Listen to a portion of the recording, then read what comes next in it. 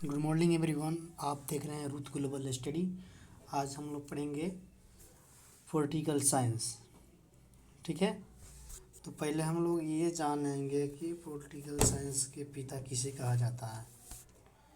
तो political science के father of एक पॉलिटिकल अरस्तु को कहा जाता है। ठीक है, अरस्तु को कहा जाता है पॉलिटिकल साइंस का पिता।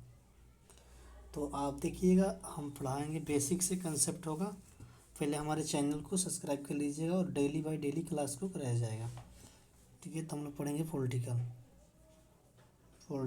देखिए यहाँ पे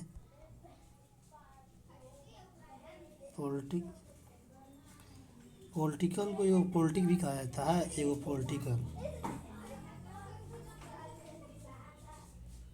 पॉलिटिक्स भी कहा जाता है, और उसके बाद ये एगो पॉलिटिकल साइंस भी कहा जाता है।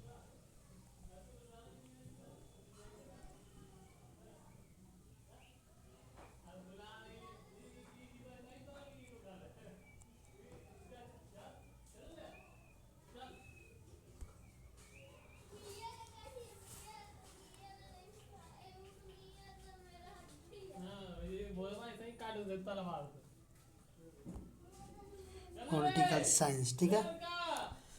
आयोग कहा था कॉन्स्टिट्यूशन, संविधान। ये आइए, इसमें क्या अंतर है। ठीक है, तो इसमें हम लोग अंतर देखेंगे, जो कि अंतर खास कर नहीं है। इसमें पॉलिटिक में जानते हैं क्या होता है। पॉलिटिक में होता है राज्य प्लस व्यवस्था। राज्य प्लस व्यवस्था, राज्य प्लस व्यवस्था।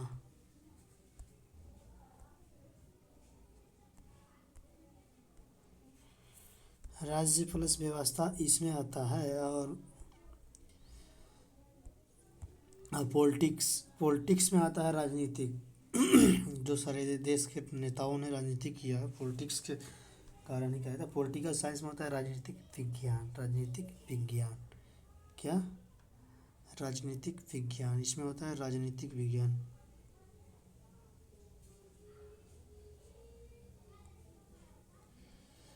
राजनीतिक विज्ञान यहाँ पे हो गया, राजनीतिक यहाँ पे हो गया, राज्य प्लस व्यवस्था। ठीक है, तो इसमें जानते हैं क्या होता है। राजस्व प्लस व्यवस्था में क्या होता है, राज्य की व्यवस्थाओं के बारे में वर्णन किया जाता है।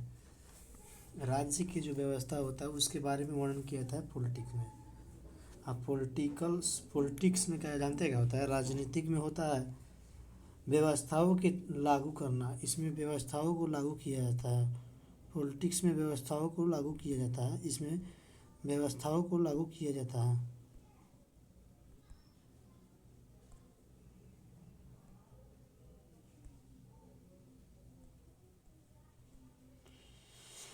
व्यवस्थाओं को लागू किया जाता है।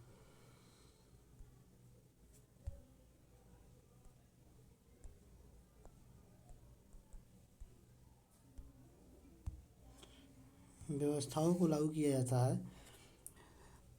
और पॉलिटिकल साइंस विभिन्न व्यवस्थाओं का अध्ययन किया जाता है। इसमें पॉलिटिकल साइंस में यानी राजनीतिक विज्ञान में विभिन्न व्यवस्थाओं का अध्ययन किया जाता है। जैसा कि आपने देखा। और उसके बाद आता है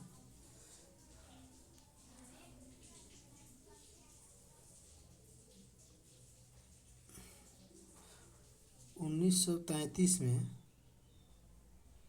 एक मीटिंग हुआ, उसका नाम है मॉन्टेविडियो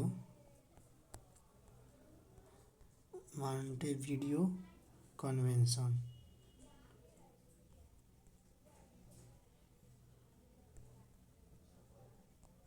इस मीटिंग में जानते हैं क्या हुआ था। इस मीटिंग में राज्य को बनाने के लिए सबसे पहले 4 चीज़ों की आवश्यकता होती है। पहला है जनसंख्या, दूसरा है भूभाग, तीसरा है सरकार, और चौथा है संप्रभुता। जिसमें से जनसंख्या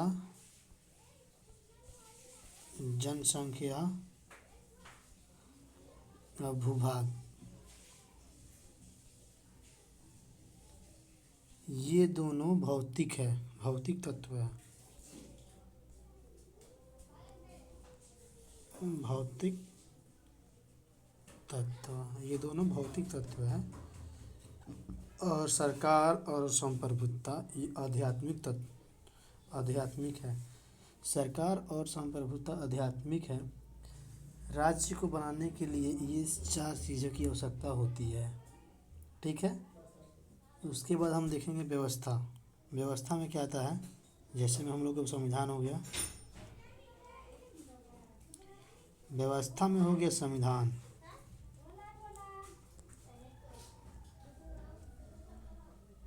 व्यवस्था में हो गया संविधान हम लोगों का।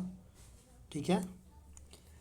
तो संविधान का क्या क्या कार्य होता है। संविधान का कार्य देखिए, संविधान संविधान नियमों के संग्रहण करता है और नियम कानूनों का वर्णन करता है। सरकार की शक्तियाँ है और नागरिक की भी शक्ति है। संविधान नागरिक की भी शक्ति है। नागरिकों के अधिकारों को करता है, वर्णन करता है। नागरिकों के कर्तव्यों का भी वर्णन करता है। संविधान देश का सर्वोच्च कानून होता है। संविधान क्या होता है, देश का सर्वोच्च कानून होता है।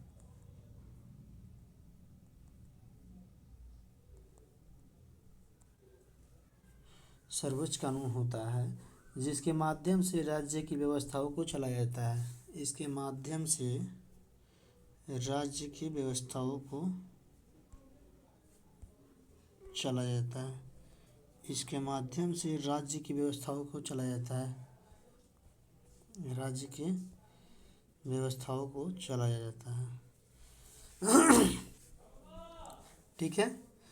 तो हम लोगों ने इतनी सारी बातों को जाना। उसके बाद हम लोग देखेंगे संविधान के प्रकार। संविधान के प्रकार,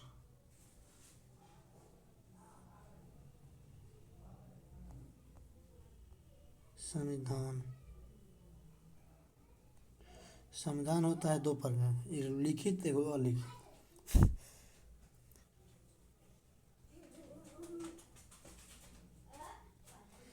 अलिखित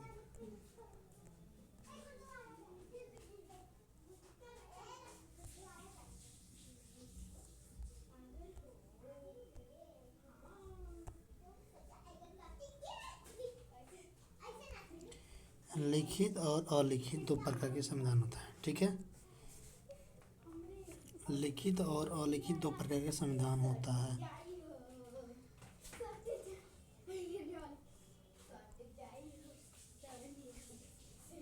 उसके बाद लिखित में जानते हैं कौन आता है। लिखित संविधान में हम लोगों का जो संविधान हो गया, जो भारत का संविधान आता है, इसमें आता है भारत का संविधान। भारत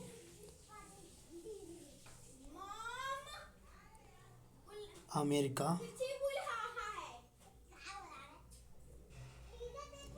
भारत अमेरिका जिन देशों के संविधान सभा के द्वारा जिन देशों के संविधान सभा के द्वारा लिखा गया उसे लिखित संविधान कहा जाता है। यानी संविधान सभा के द्वारा जो संविधान को लिखा गया है उसे लिखित संविधान कहा जाता है। क्या कहा जाता है, लिखित संविधान। संविधान सभा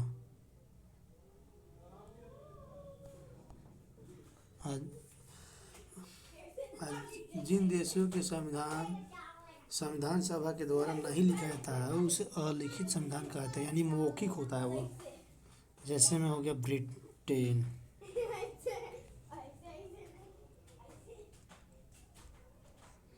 ब्रिटेन, सऊदी अरब, ऑस्ट्रेलिया, न्यूजीलैंड। ठीक है। ये दो देश हो गए जिनके संविधान अलिखित होते हैं। क्या होते हैं, जिनके संविधान अलिखित होते हैं। चलिए नेक्स्ट चलते हैं हम लोग। संविधान यहाँ पे देखिए,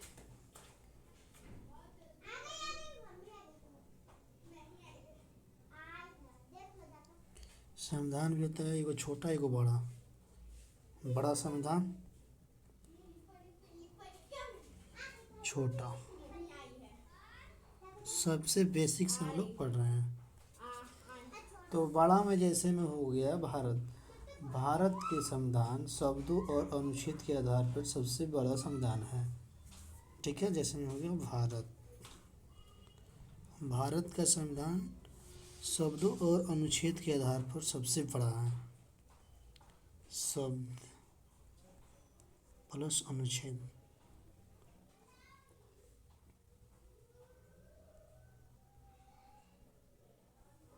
सबसे बड़ा है। अनुच्छेद कितने हैं? तो 395 अनुच्छेद है। अनुच्छेद भारत के संविधान में कितने हैं? तो 395 भारत के संविधान में अनुच्छेद है। उसके बाद छोटा संविधान हो गया अमेरिका। अमेरिका अमेरिका अनुच्छेदों के आधार पे है। अनुच्छेद के आधार पे हो गया अमेरिका। अमेरिका किसके आधार पे? अनुच्छेद के आधार पे। कितना अनुच्छेद है? 7 अनुच्छेद है। 7 अनुच्छेद। शब्दों के आधार पे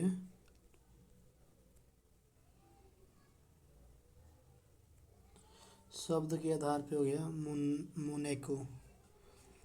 मोनेको इसमें शब्द है कुल 3814 को, लगभग 3814 शब्द है। शब्दों के आधार पर हो गया मोनेको 3814। सबसे पुराना अगर संविधान कहा जाए, सबसे पुराना तो हो जाएगा अमेरिका का संविधान। कब लिखा गया था? 1789। 1789 में लिखा गया था। और संविधान सभा का बैठक हुआ था 1787 में। चलिए, या इससे आगे हम लोग चलते हैं। पहले हमारे चैनल को जो लोग सब्सक्राइब नहीं किए, चैनल को सब्सक्राइब कर लें, ताकि इसी तरह के वीडियो का नोटिफिकेशन सबसे पहले मिले। संविधान होता है, एक होता है संविधान का सर्वोच्चता, या होता है न्यायिक सर्वोच्चता, एक होता है संसदीय सर्वोच्चता। संसदीय सर्वोच्चता, ठीक है। तो संविधान सर्वोच्चता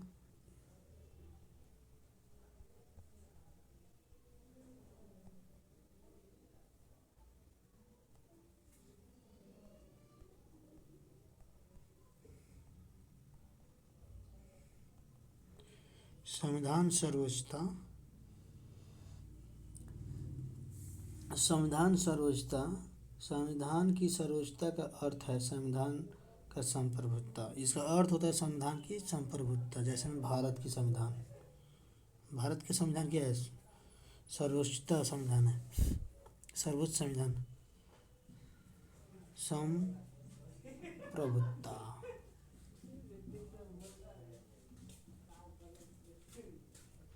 जैसे में हो गया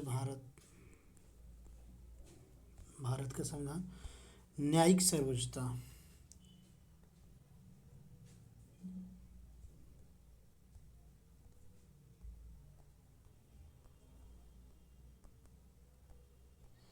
न्यायिक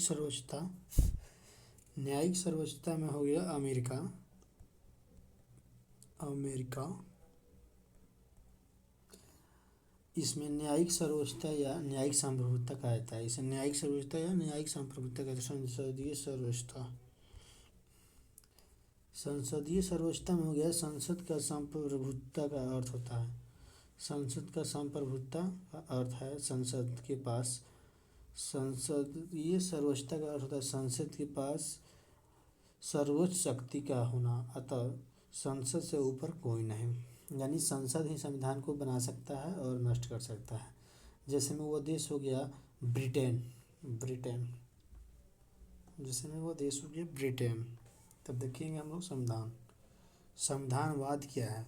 उसके बाद हम लोग देखेंगे संविधानवाद क्या।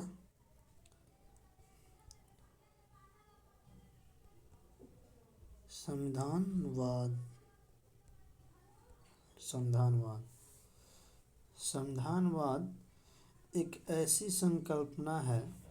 क्या है? संविधानवाद एक ऐसी संकल्पना है जिसमें सरकार की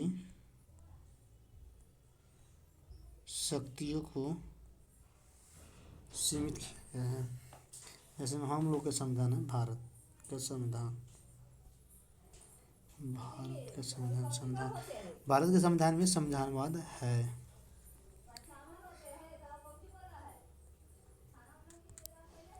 सीमित किया गया है।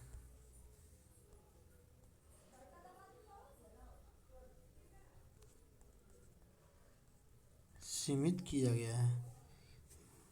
सरकार की शक्तियों को जिसमें सीमित किया गया है, अतः सरकार की संकल्पना संविधानवाद कहलाती है।